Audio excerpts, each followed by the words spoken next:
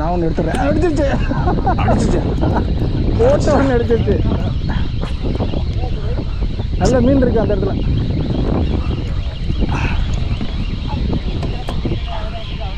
அடிச்சா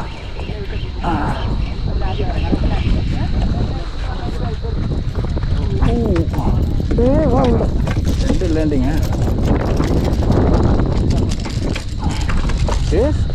சரியான சைஸு செலவா.